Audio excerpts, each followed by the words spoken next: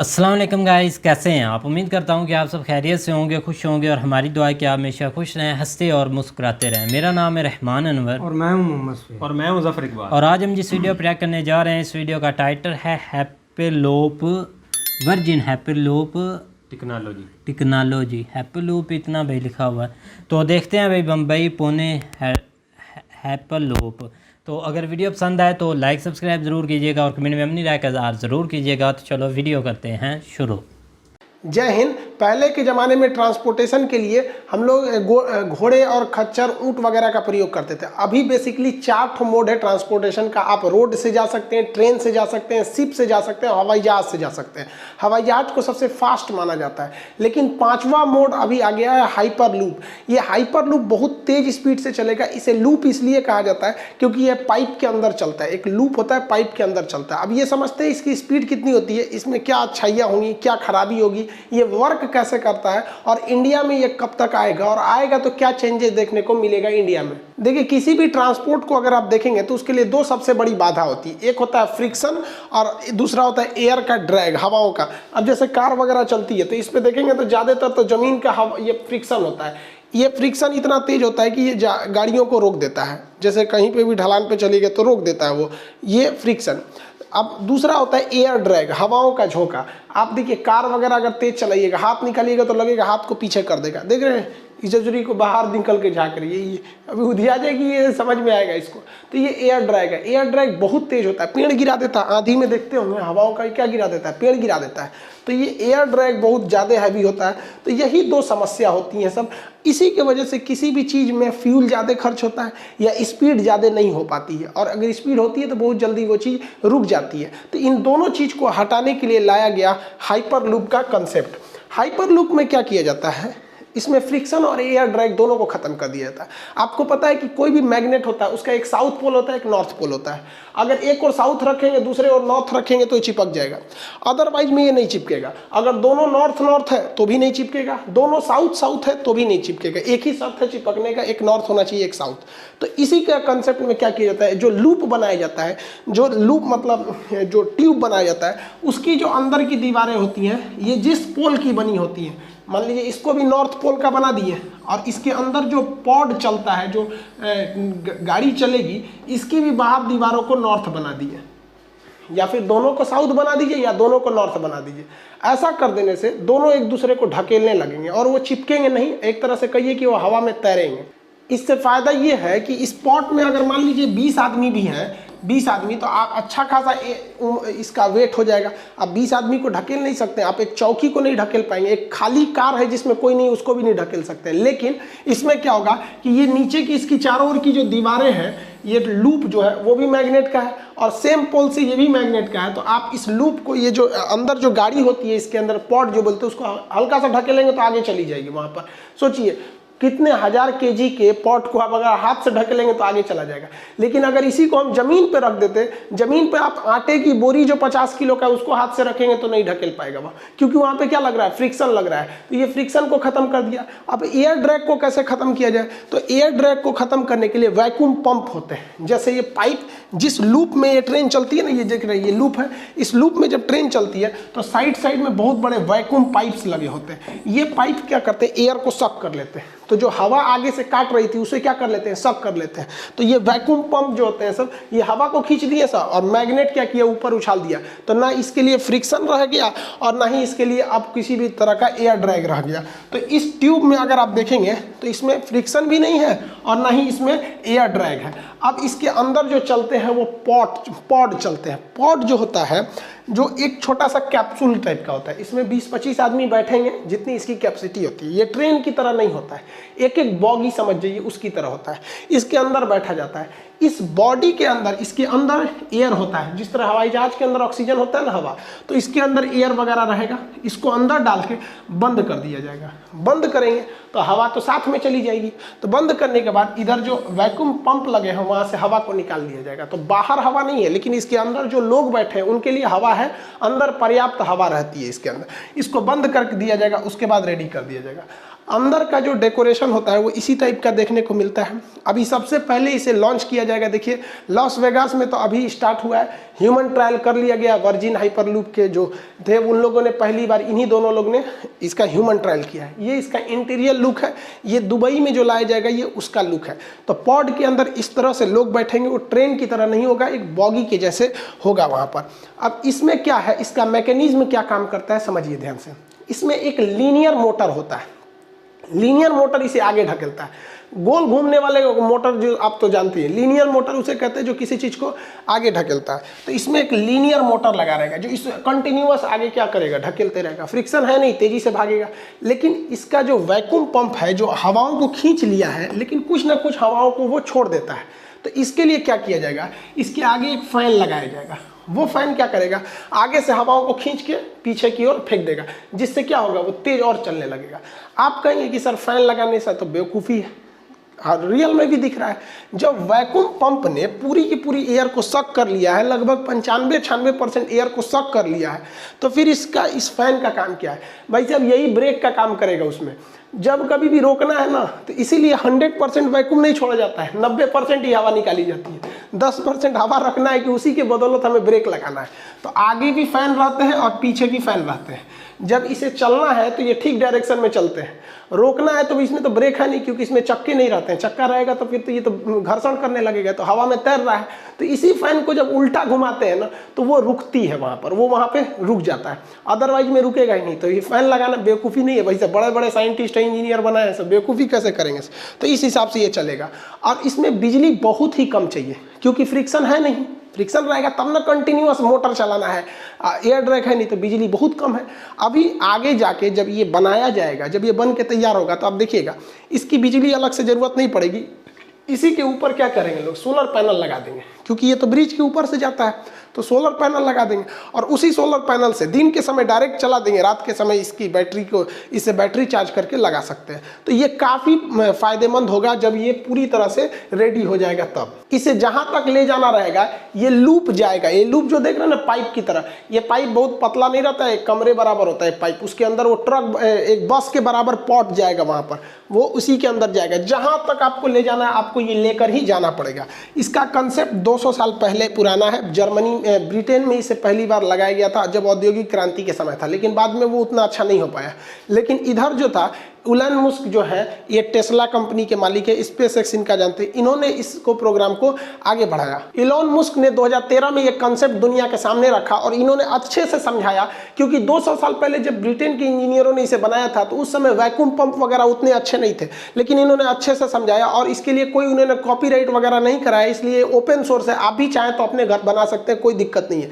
तो इनकी कंपनी बहुत ज़्यादा है, एक ग्रीन फील्ड में इनकी कंपनी बहुत ज़्यादा काम करती है, सोलर एनर्जी वगैरह में। टेस्ला मोटर्स इनका अपना गाड़ियाँ वगैरह चलती हैं, और उस पर बाद इनका स्पेस एक्स जो अंतरिक्ष में है, हर चीज़ है। इनके लिए एक अलग वीडियो बनाना पड़ेगा भाई साहब, ये बहुत महान व्यक्ति है, इनका क्या कहना है मत पूछिए। ये युवाओं के लिए एक प्रेरणा है हम लोग के लिए। लेकिन वर्जिन हाइपरलूप जो है वो बहुत तेज़ी से काम कर रही है। सिद्धांत इन्होंने दिया, ये अभी बिजी है। वर्जिन एयरलाइंस चलती है यूरोप में, उन्हीं का है वर्जिन हाइपरलूप। इनके पास पैसे ज़्यादा हैं, तो ये सेम कंसेप्ट को ले आके बहुत ज़्यादा वर्क कर रहे हैं। 2014 से ये काम कर रहे हैं। अलग अलग कंट्रीज में इनके मतलब वर्किंग चालू है, ताकि इसे यूज में लाया जा सके इस हाइपरलूप को। देखिए, इस हाइपरलूप के कुछ फ़ायदे भी होंगे तो कुछ घाटे भी होंगे। तो फ़ायदा हम लोग पहले समझ जाते हैं। फ़ायदा ये होगा कि इस पर मौसम का कोई असर नहीं पड़ेगा। बारिश हो रहा है, गर्मी हो रहा है, धूप है, कोई मतलब नहीं। बाहर क्या है कोई मतलब नहीं, ये तो पॉट के अंदर चल रहा है, अंदर से मौसम में क्या मतलब है। दूसरा फायदा है कि इससे जीव जंतु कम मरेंगे। ट्रेन से देखते हैं, कभी बकरी कट जाएगी, कभी गाय भैंस हाथी तक टकरा जाते हैं। अगर कोई वन्य जीव से निकलती है ट्रेन, तो इसमें जीवों की दुर्घटना नहीं होगी। पर्यावरण को कोई लॉस नहीं होने वाला इससे, ना कोई धुआं निकलेगा, ना कार्बन उत्सर्जन होगा, कोई दिक्कत नहीं होने वाला इससे। और लेस एनर्जी है, ऊपर से सोलर से चार्ज होकर नीचे चल जाएगा, तो पर्यावरण के लिए इको फ्रेंडली है। जो अभी हम लोग पर्यावरण की समस्या को लेकर जूझ रहे हैं, उसके लिए बहुत अच्छा है। मेंटेनेंस इसमें बहुत कम है, ना बराबर है, क्योंकि घिसावट है ही नहीं है, तो फिर घिसेगा किस चीज़ के। मेंटेनेंस की सबसे बड़ी समस्या घिसावट के लिए आता है। आपका टायर क्यों घसता है? घिसावट के लिए। इंजन में मोबिल क्यों डालते हैं? घिसावट कम करने के लिए। हर जगह तो समस्या ग्रीसिंग मोबिल घिसावट के लिए। मिले, तो फ्रिक्शन हाई नहीं है तो मेंटेनेंस कम है। जब मेंटेनेंस कम है तो इसका किराया बहुत ही कम रहने वाला है। और स्पीड तो मत पूछिए भाई साहब, 1200 किलोमीटर प्रति घंटा। जो जहाजें चलती हैं हम लोग की कमर्शियल, वो 600 किलोमीटर प्रति घंटा चलती है। तो ये हवाई जहाज से भी तेज चलने वाला है। 5वां मोड ऑफ ट्रांसपोर्टेशन ये है। लेकिन हर सिक्के के दो पहलू होते हैं, किसी चीज़ की अच्छाइयाँ तो खराबी भी होती है। इसकी कुछ खराबी है, उसको समझिए। पहला कि जब आप इसे स्टार्ट कीजिएगा तो शुरुआत में हैवी पैसा देना पड़ेगा, क्योंकि इसे हम लोग ज़मीन पे नहीं ले जाते हैं, ज़मीन पे ले ही नहीं जा सकते, ज़मीन उबड़ खाबड़ होती है, तो उसके लिए हमें ब्रिज पे ले जाना पड़ता है। तो पहले ह्यूज इन्वेस्टमेंट करना पड़ेगा, करोड़ों की खर्च आएगा। ये अलग बात है कि एक बार जब ये लग गया तो उसके बाद पैसे बहुत कम लगेंगे। तो भाई साहब, रेलवे में भी बिछाने में क्या कम पैसा लगता है? रेलवे में भी तो करोड़ों रुपए लगते हैं, ट्रैक बिछाओ, ये करो वो करो। तो इसमें एक चीज़ है इन्वेस्टमेंट। दूसरा है कि इसमें पेड़ बहुत ज़्यादा काटे जाएंगे, क्योंकि इसकी स्पीड इतनी तेज है कि इसे बहुत सीधा रखना मजबूरी है। अब सीधे में कोई जंगल आ गया, पेड़ आ गया, काट दो वहाँ पर, तो खैर ये कोई बहुत बड़ा इशू नहीं है। अगर आप वहाँ से पेड़ काट देते हैं तो इसके अगल बगल में लगा भी दीजिए, उसी लगले सही हो जाएगा यहाँ पर, तो पेड़ को लॉस होगा। दूसरा, इसमें इसके अंदर प्रेशर बहुत कम रहेगा। हालांकि स्पॉट के अंदर प्रेशर रहेगा, लेकिन ट्यूब में प्रेशर कम रहेगा। तो उससे क्या होगा कि जो इंसान ज़्यादा सफ़र करने के आदी नहीं है तो उनको हल्का कान में दर्द वगैरह, वोमिटिंग महसूस होगा। ये तो जहाज में भी महसूस किया जाता है, तो सेम यहाँ भी होगा। नॉर्मली होता है, कोई बहुत ज़्यादा रिस्क नहीं होता है। इसमें समस्या ये है कि अगर ब्रेक काम नहीं किया या इमरजेंसी में रोकना हुआ तो ससुरा दिक्कत हो जाएगा। इतना तेज स्पीड है, 1200 किलोमीटर प्रति घंटा, इतना तेज स्पीड है, जिस वजह से ये क्या होगा, बहुत ज़्यादा समस्या आ जाएगी। अब खुद सोचिए, हिंदुस्तान को आर पार कर जाएगा 3 घंटे में, कश्मीर से कन्याकुमारी 3 घंटे में, 12×36 3 घंटे में आर पार कर जाएगा। सोचिए कितना ज़बरदस्त इसकी स्पीड रहेगी। तो ये एक समस्या इसमें बहुत ज़्यादा आएगी। मतलब इसमें कोई भी सफ़र आप मिनटों में कर सकते हैं। अगर आपको जाना है मुंबई से पुणे, तो जो 3 घंटे लगते थे, ये उसको तय करेगा 22 मिनट में, खट से पहुंचा देगा। इसमें एक और समस्या क्या है कि इसमें केवल एक पॉड जा सकते हैं। ट्रेन की तरह बॉगी दर बॉगी जोड़ के लंबा नहीं कर सकते, एक एक पॉड जाएगा। यानी एक चला गया ना, तो उस रास्ते पे जब दूसरा तब तक नहीं जाएगा जब तक वो पहुंच नहीं जाता है। तो एक गया तो फिर अगला, मान लीजिए 20 मिनट का रास्ता है तो अगला 20 मिनट उसके पीछे जाएगा। ये फिलहाल की है, लेकिन ऐसा नहीं है।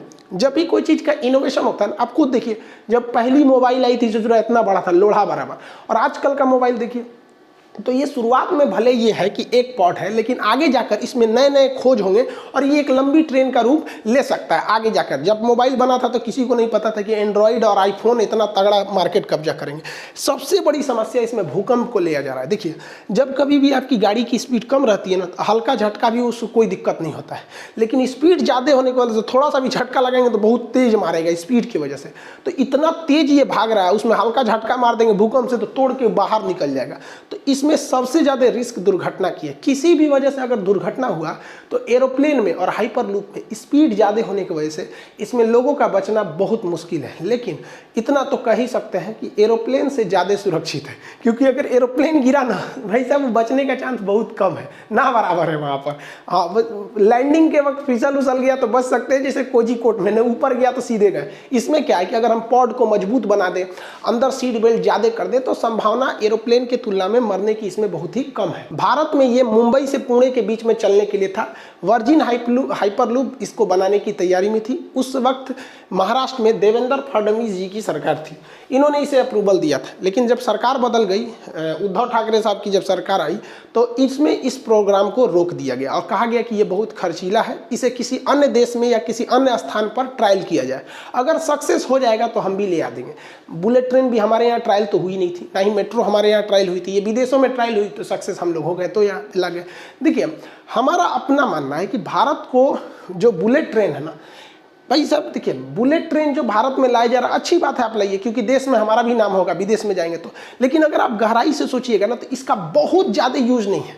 रीजन क्या है कि बुलेट ट्रेन हमेशा बड़े शहरों को होकर गुजरेगी, छोटे मोटे गांव से तो जाएगी नहीं। फिर बुलेट रहेगी क्या, किस काम की, लंबे लंबे रूट पे जाएगी। तो जितने बड़े शहर हैं वहाँ ऑलरेडी हवाई जहाज़ की फैसिलिटी है वहाँ पर, तो आप जहाज़ से तो जा ही सकते हैं। दोनों का किराया सेम है, दोनों की टाइमिंग भी सेम है, जल्दी वही पहुँचाता है। जितने बड़े शहर में बुलेट ट्रेन ले जाएंगे वहाँ ऑलरेडी है। मेरे हिसाब से जो भारत की ट्रेन है इसी को टाइम से कर दीजिए भाई साहब। अगर ये टाइमली निकलने लगेगी तो कोई दिक्कत नहीं हो जाएगा। ट्रांसपोर्टेशन अच्छा होना चाहिए। सिंपल आपको ट्रेन की बदहाली का एग्जाम्पल देते हैं कि मुगल सराय जो स्टेशन, जिसका अभी दीनदयाल उपाध्याय नाम हो गया है, तो मुगल सराय स्टेशन से बनारस यानी वाराणसी की स्टेशन के बीच की दूरी महज 15 किलोमीटर है। ये 15 किलोमीटर 10 मिनट में ट्रेन तय कर सकती है, इससे कोई दिक्कत नहीं, लेकिन हर एक ट्रेन को वहाँ 1 घंटे लगते हैं। आप शेड्यूल टाइमिंग देखिएगा ना नेट पर, शेड्यूल टाइमिंग, कोई ट्रेन अगर बनारस में 1 बजे है तो मुगल सराय में वो 2 बजे मिलेगी, और वहाँ 1.5 से 2 घंटे लग जाते हैं। ये बदहाली है। तो हमारे यहाँ ट्रेन की स्पीड कम नहीं है, सोच रहा मैनेजमेंट खराब है। हर साल वित्त रेल मंत्री आएंगे, इस साल 5 ट्रेन चलाया जाएगा, 10 ट्रेन चलाया जाएगा, ससुरा ट्रैकवा वही है। कभी सुने हैं कि वित्त मंत्री ने कहा कि इस साल 2 ट्रैक की जगह 4 ट्रैक किया जाएगा? तब ना होगा, कंजम्पशन इतना ज़्यादा है।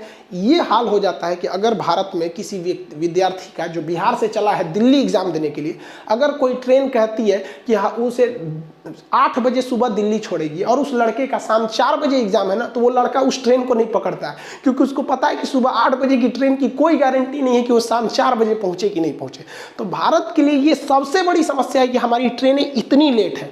और रोडवेज का तो पूछिए मत, हमारे यहाँ जाम इतना लगता है ट्रांसपोर्टेशन पे। अमेरिका के राष्ट्रपति ने एक बार कहा था कि अमेरिका की सड़कें इसलिए अच्छी नहीं है कि अमेरिका डेवलप है, बल्कि रियलिटी ये है कि अमेरिका डेवलप ही हुआ इस कारण कि वहाँ की सड़कें अच्छी हैं। और ये हकीकत है, हमारे यहाँ सड़कें बहुत खराब है। अगर आपको 200 किलोमीटर जाना है ना इंडिया में, 200 किलोमीटर, तो आपके लिए कम से कम 6 घंटे चाहिए 200 किलोमीटर के लिए। लेकिन अगर वही जाना है आपको अमेरिका या यूरोप किसी डेवलप कंट्री में, तो 100 किलोमीटर मतलब 1 घंटा। हकीकत में 100 किलोमीटर मतलब 1 घंटा। तो भारत में रोडवेज और इनको ज़्यादा ध्यान देना बेहतर है। आप उत्तर प्रदेश सरकार का एग्जाम्पल ले लीजिए, एक्सप्रेस वे भर दिए उन्होंने, चाहे वो यमुना एक्सप्रेस हो, पिछली सरकार को भी देखिए यमुना एक्सप्रेस हो या ग्रीनफील्ड हो, और वर्तमान में भी देख लीजिए Purvanchal expressway, ring expressway, Ganga expressway, इतना भर दिया गया एक्सप्रेसवे को कि अभी ये उत्तर प्रदेश से बाकी राज्यों को सीखना चाहिए कि ट्रांसपोर्टेशन को बेहतरीन कीजिए, आप अच्छे से डेवलप हो जाएंगे, वरना कोई नहीं जा पाता है।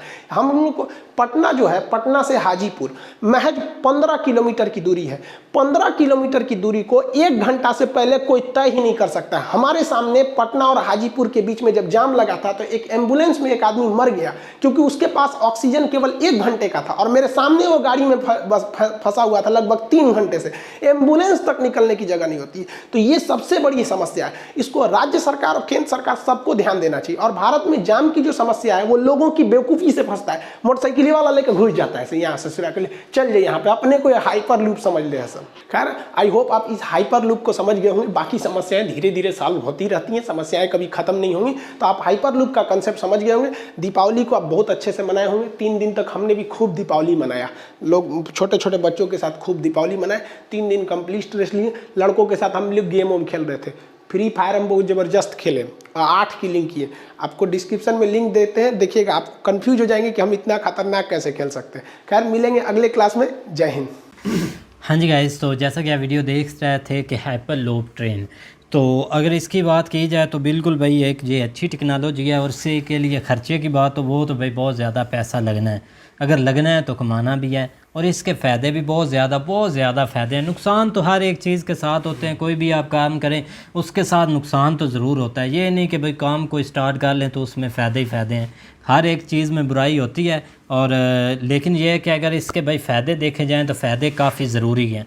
एक तो ये सबसे ज़्यादा ये ज़रूरी कि ईंधन लगेगा नहीं, ठीक है, धुआं निकलेगा नहीं, पोल्यूशन फैलेगा नहीं। ये इन चीज़ों पे काफ़ी ना भाई एक जगड़ आ जाएगी इन चीज़ों पर। और ये तो एक मुल्क तबाह करती है भाई। मुल्क ने ट्राई किया लेकिन उन्होंने रोक दिया है, आगे उन्होंने कंटिन्यू नहीं किया। तो इंडिया की बात कर रहे थे, बजट काफ़ी ज़्यादा ना, वो बजट दूसरों मुल्कों के पास होता भी है, कर भी सकते हैं, लेकिन इसका एक ख़ास किस्म का फ़ायदा नहीं कोई मतलब नज़र आ रहा, क्योंकि ऑलरेडी बुलेट ट्रेन आ गई है, वो भी एक काफ़ी स्पीड से सफ़र तय कर जाती है। तो इतना ख़ास इसका ये है कि जदीद टेक्नोलॉजी है, अगर किसी मुल्क में होगी, दुबई में तो शायद वो अभी तक देखने को नहीं मिली, शायद हो, या वो ला भी सकते हैं, दुबई में हो गया या कुछ और इन कंट्रियों में वो सजावट के लिए किस्म की, मतलब कि हमारे पास ये भी है। लेकिन ये 1 साल पहले की वीडियो है, सर खान की है, लेकिन अभी कुछ थोड़ा सा किसी ने रेफ़र किया था इसके बारे में। तो हमारा मकसद था कि हम पहले इसके बारे में थोड़ा बहुत देख लें कि ये है क्या चीज़, क्योंकि जिस तरह खान सर समझाते हैं ना, वो एक एक पॉइंट के ऊपर जिस तरह उन्होंने क्लियर किया है। लेकिन अब की क्या सिनेरियो है कि क्या आप इंडिया में ये चल पड़ी है, या इसके ऊपर कोई वर्किंग कोई इन्होंने तेज़ की है, या आगे आने वाले वक्त में प्लान में है या नहीं है, तो ये थोड़ा बहुत ज़रूर बताइएगा कमेंट्स में। तो बाकी जो है ना वो अगर आ जाती है तो ये तो बहुत अच्छी चीज़ है। अच्छी चीज़ है भाई, आप सिटी में यूज़ कर सकते हैं। सिटी लेकिन उन्होंने एक काफी रीजन भी एक इंटरेस्टिंग बताया कि अगर एक हुकूमत करती है इस पर काम तो दूसरी आकर मतलब कि स्टॉप कर देती है कि इस पर तो हमारे ये कंट्री जो दो है ना इनमें ये चीज़ें बहुत चलती हैं। लेकिन अब इंडिया तो काफ़ी इस चीज़ से निकल गया, अब वो इन चीज़ों के ऊपर फोकस नहीं कर, क्योंकि जिस तरह 10 साल मिले हैं ना मोदी जी को, उन्होंने इस चीज़ को जो है ना वो बहुत ख़त्म किया है। वो अपने हिसाब से सारा कुछ जो है ना वो लेके चल रहे हैं। बिल्कुल भाई, पुराने भी प्रोजेक्ट उन्होंने कंप्लीट किए हैं। मेहनत से प्रोजेक्ट पर काम करते हैं, स्टार्ट पैसा लगाते हैं और या हुकूमत बदलती है उसको आके रोक देती है। बिल्कुल, ये बस यही हमारी भाई मुकम्मल कर ला, तू क्रेडिट सारा ले ला इसका कर रहा तो सही बन जाता है। क्रेडिट बोलते हैं ना अभी तक हमारे बैंक नहीं बन रहे। बिल्कुल, यहाँ पर पाकिस्तान में ये चीज़ बहुत ज़्यादा, दूसरा आता है भी करो बंद भी कोई लो, इसकी ज़रूरत नहीं, क्योंकि वो दूसरे को क्रेडिट मिल जाएगा ना, यहाँ क्रेडिट के ज़्यादा भुगतना पड़ता है आवाम को भाई। अब ये विक्रांत जो एयरक्राफ्ट है ना उसके ऊपर कल परसों से बहुत ज़्यादा चर्चा हो रही है। तो उसके बारे में जो मैंने सुना है वो कह रहे थे कि ये कांग्रेस ने जो है ना वो शुरू किया था प्रोजेक्ट, लेकिन अब इसका सारा क्रेडिट जो है ना वो मोदी जी ले रहे हैं। तो इसका भी बताइएगा कि क्या वाकई इसमें सच्चाई है कि नहीं है। लेकिन अब देखो अगर 2009 ये बात गलत है कि जिसने भी स्टार्ट किया फायदा तो इंडिया का इंडिया का नहीं ना देखते, मसला सियासत को एक हद तक रहना चाहिए। सियासत हद तक नहीं ना रहती, लेकिन यह है कि भाई हाइपरलूप की अगर बात की जाए बहुत अच्छी टेक्नोलॉजी है, उसके बहुत ज़्यादा फ़ायदे हैं, और अगर ये आती है तो ठीक है ना, वाले वक्त में शायद आ जाए, क्योंकि आ जाए भाई बहुत ज़्यादा। बिल्कुल एक जो है ना ये 100 साल इसमें पता नहीं क्या क्या चीज़ आ जानी है। बिल्कुल भाई, तो उम्मीद करते हैं कि गाइस आपको वीडियो पसंद आएगी। अगर पसंद आए तो लाइक सब्सक्राइब ज़रूर कीजिएगा और कम्युनिटी में नहीं रह कर ज़रूर कीजिएगा। अल्लाह हाफिज़।